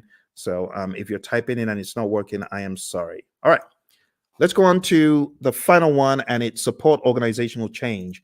And you as a project manager, this is your job. Your job is to support organizational change. If the organization is going through change, you got to be a champion for it. You got to make sense making sessions. You got to help the organization, right, in their sense making sessions. You need to spearhead and lead the charge. As it says here in what we have in 3.4, it says assess the organizational culture. That's number one. Number two, evaluate the impact of the organizational change to your project. And finally, evaluate the impact of the project to the organization. And then you got to determine required actions either way. That's the general idea. We're going to hear from our buddy Roy, and then we're going to wrap this up. So our buddy Roy is going to talk about organizational change from the world of Agile. Let's hear from Roy. So Roy, how do we think about supporting organizational change from this perspective? Yeah, this is huge in the Agile space. And the main reason is to enable Agile to work properly, you need to change the organizational culture. It has to happen. To support things like, experimentation and the ability to fail and removing impediments as quickly as possible. All of these things may be contrary to the way that your organization is set up and contrary to the culture. So as project managers, as scrum masters, you need to be evangelists and champions of the process and encourage that change by educating your leaders, educating your business partners, your stakeholders, making sure they really understand what this is all about. Organizational change, let's say this, the biggest barrier to Agile adoption is organizational culture. So if you're looking for one thing that's going to be your biggest problem, it's the organization itself, the culture of the organization. So you need to pay particular attention to that, because you're going to see behaviors that are more traditional in an Agile environment. But in an Agile environment, those traditional behaviors don't work, right? If you're expecting to see things the same way, do things the same way, and just do Agile, you will fail. It will not go well for you. You may get some benefits, but eventually you're going to start seeing where the organization is going to get in the way, and you will start very quickly falling back into traditional approaches because this Agile thing doesn't work here, right? And it's not that Agile can't work there, it's that your organization is just not changing to allow it to happen. All right, Phil, back to you. Awesome stuff as always from my buddy Roy, my Agile coach. Thank you, Roy. And with that, my friends, we are done. Or are we? There's one little piece left that I like to throw in at the end, just to help you see how far we have come. Because when I tell you we've climbed 1,000 mountains, you better believe it. We've climbed so many mountains that you won't even believe. When you see the roadmap of everything we've done tonight, you won't believe how much we've done. We've done a boatload of stuff. We've done so much stuff. It could actually be a little bit mind-boggling to you. So what I like to do at this point, I like to show like a roadmap of all the intricacies of the PMP exam. So let me just go over them one by one. First of all, we've talked about the world of predictive. We've talked about the world of agile. We've talked about the people, process, and business domains. We've talked about Scrum. We've talked about Kanban. We've talked about the Agile Manifesto, talked about the Agile Manifesto values and principles. And then I've shown you PMBOK 7. I've shown you PMBOK 6. I've shown you the 12 principles and the 8 domains. Wow. My goodness. Okay, let's put it all into perspective.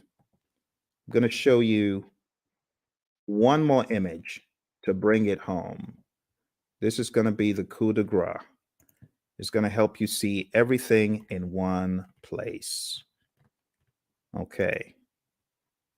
But are you ready? I hope you are. This is going to go pretty deep. Let's take a look. I call this the PMP mind map. PMP mind map. And this mind map encapsulates the entire journey. I think at the end of it, you'll probably appreciate all the work you have been doing, actually. All the work you've been doing to succeed on your PMP, you're going to see it come to light here. All right. Here we go.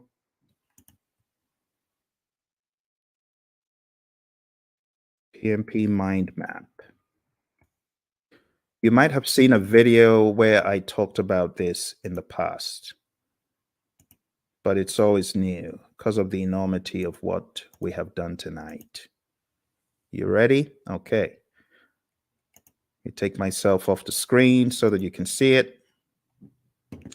All right. So we've talked about everything here in the world of Agile. See that? Let's zoom in. Agile. Talked about the manifesto, talked about servant leadership, talked about charters, and these are some other pages that you need to focus on. We talked about predictive, 5 process groups, 10 knowledge areas, 49 processes, talked about the principles and the domains, talked about the PMP exam content outline.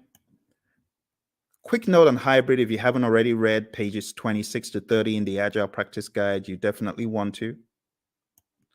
And then we talked about Scrum. We went through the 353, and then coming to a wider view, we've talked about integration, scope, schedule, cost, quality, resources, communication, risk, procurement, and stakeholder. We've talked about people, process, and business. And then we've talked about some auxiliary things. I told you about my experience on the exam. You got to manage your time.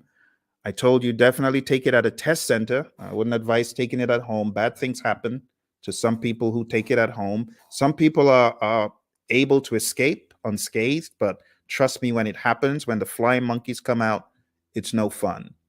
And I know a lot of people who have encountered the flying monkeys. Get enough sleep for your exam and definitely do a lot of scenario-based tests. If you haven't taken my 200-question test, which you can find, actually, I've got 2 200-question tests on YouTube. If you haven't taken them, I highly advise that you do. I'm going to put them in the chat. Do that. So, well, my friends, thank you very much for joining me. I appreciate it. You take care, and don't forget, check out all the links, hpmexam.com, tinyurl/elite PMP, and tinyurl.com/elite CAPM. All right? You take care. All the very best.